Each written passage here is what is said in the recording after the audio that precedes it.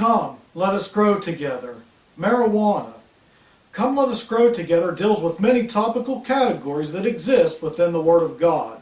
The purpose of these short, independent, standalone instructional video teaching lessons is to grow in wisdom, knowledge, and understanding in things pertaining to God.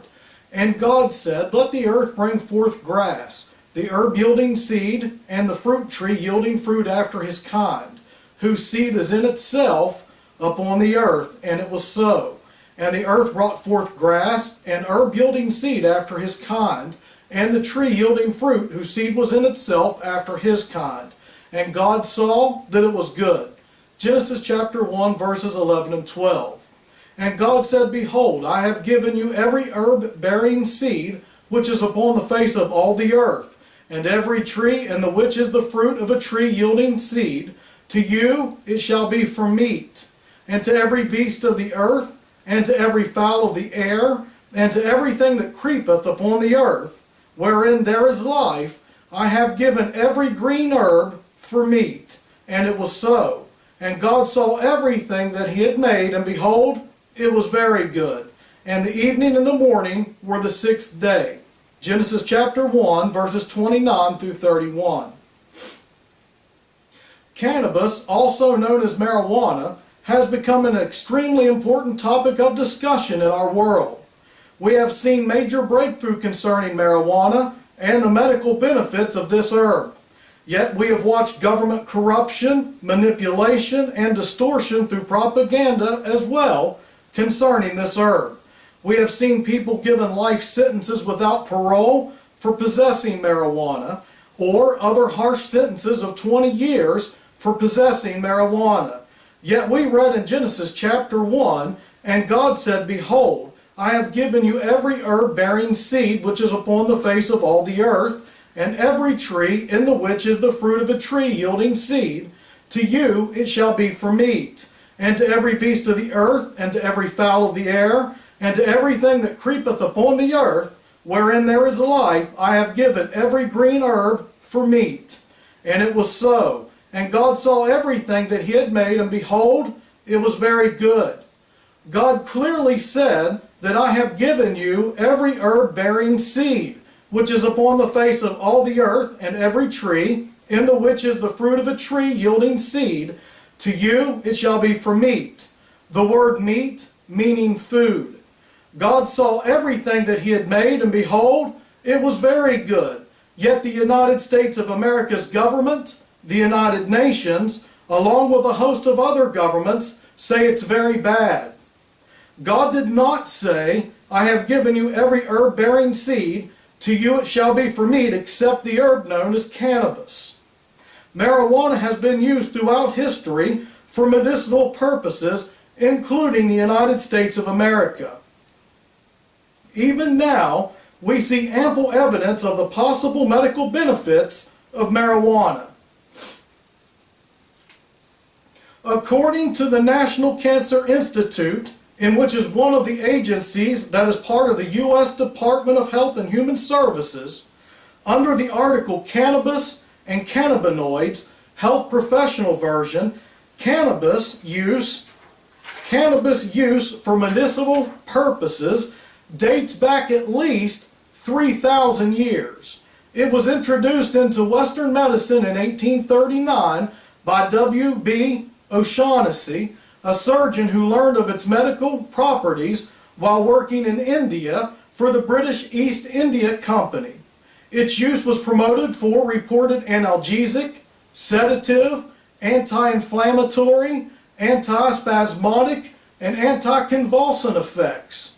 In 1937, the U.S. Treasury Department introduced the Marijuana Tax Act. This act imposed a levy of $1 per ounce for medical use of cannabis and $100 per ounce for non-medical use. Physicians in the United States were the principal opponents of the act. The American Medical Association, AMA, opposed the act because physicians were required to pay a special tax for prescribing cannabis, use special order forms to procure it, and keep special records concerning its professional use. In addition, The AMA believed that objective evidence that cannabis was harmful was lacking, and that passage of the act would impede further research into its medicinal worth. In 1942, cannabis was removed from the U.S. Pharmacopoeia because of persistent concerns about its potential to cause harm. In 1951, Congress passed the Boggs Act, which for the first time included cannabis with narcotic drugs. In 1970, with the passage of the Controlled Substance Act, marijuana was classified by Congress as a Schedule I drug. Drugs in Schedule I are distinguished as having no currently accepted medicinal use in the United States. Other Schedule I substances include heroin, LSD, mescaline, and methaqualone. Despite its designation of having no medicinal use, cannabis was distributed by the U.S. government to patients on a case-by-case basis under the Compassionate Use Investigational New Drug Program established in 1978. Distribution of cannabis through this program was closed to new patients in 1992. Although federal law prohibits the use of cannabis, Figure 1 below shows the states and territories that have legalized cannabis use for medical purposes. Additional states have legalized only one ingredient in cannabis, such as cannabidiol, CBD, and are not included in the map. Some medical marijuana laws are broader than others, and there is state-to-state variation as to the types of medical conditions for which treatment is allowed. The main psychoactive constituent of cannabis was identified as delta-9 tetrahydrocannabinol, THC. In 1986, an isomer of synthetic delta-9 THC in sesame oil was licensed and approved for treatment of chemotherapy, associated nausea, and vomiting under the generic name dronabinol. Clinical trials determined that dronabinol was as effective as or better than other antiemetic agents available at this time. Dronabinol was also studied for its ability to stimulate weight gain in patients with AIDS in the late 1980s. Thus, the indications were expanded to include treatment of anorexia associated with human immunodeficiency virus infection in 1992. Clinical trial results showed no statistically significant weight gain, although patients reported an improvement in appetite. Another important cannabinoid found in cannabis is CBD. This is a non-psychoactive cannabinoid, which is an analog of THC.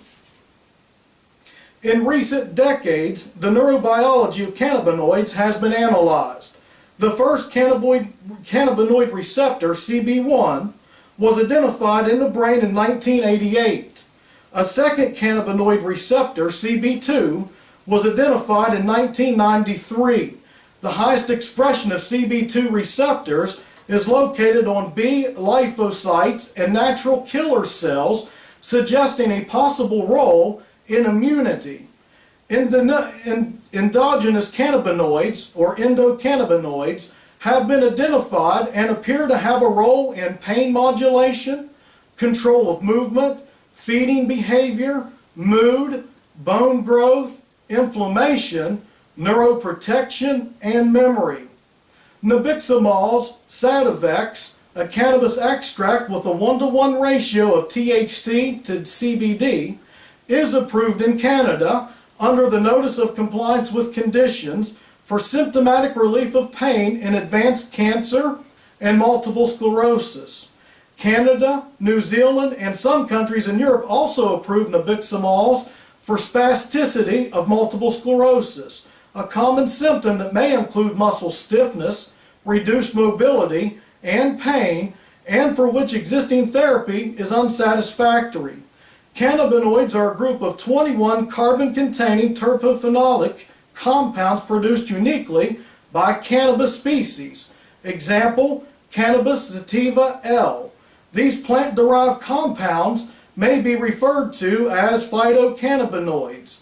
Although delta-9 tetrahydrocannabinol, or THC, is the primary psychoactive ingredient, Other known compounds with biologic activity are cannabinol, cannabidiol, CBD, cannabichromine, cannabigerol, tetrahydrocannabivarin, and delta-8 THC.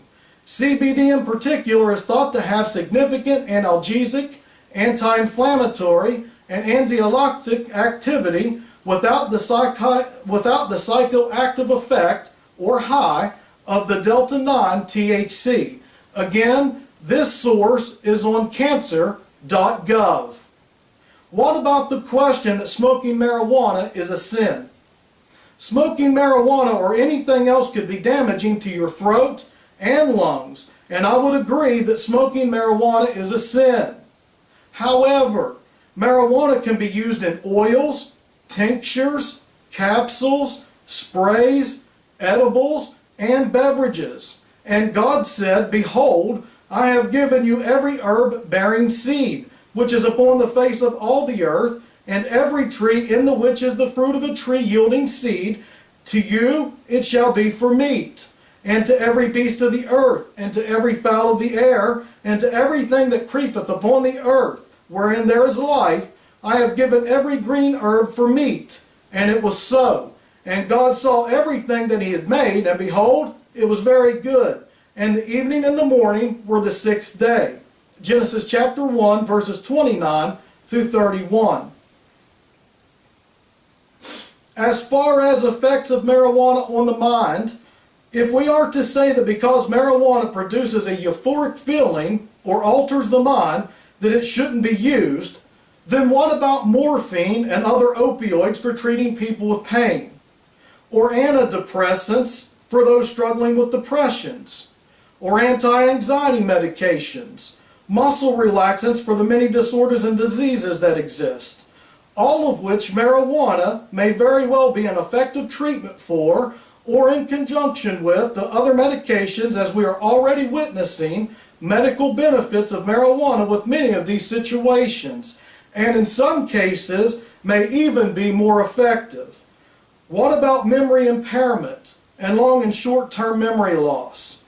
Concerning the protection of the United States of America's cybersecurity and national security,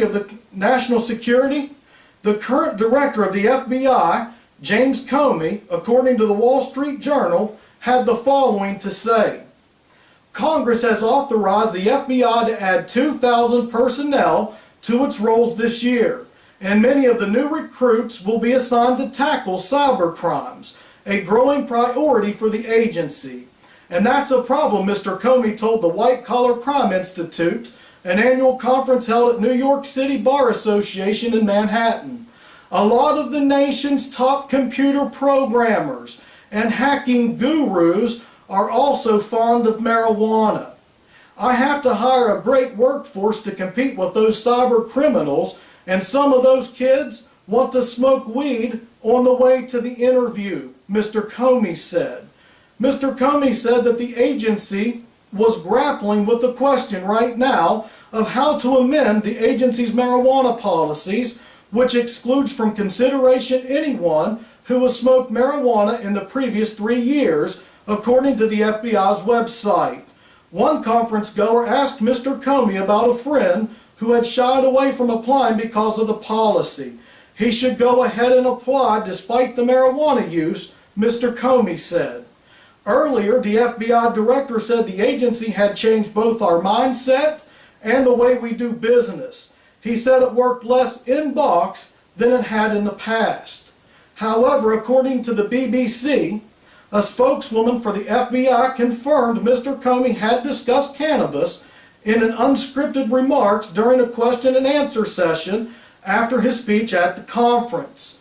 However, during a committee hearing at the Senate on Wednesday, the FBI director subsequently said he had been trying to be philosophic and funny when he made the comments. "I don't want young people to use marijuana. It's against the law," he added. "I did not say that I'm going to change that ban. I said I have to grapple with the change in my workforce." Be sure to like my video and subscribe to my YouTube channel if you haven't already. And make sure you visit my website at www.ensnaredindistractions.com.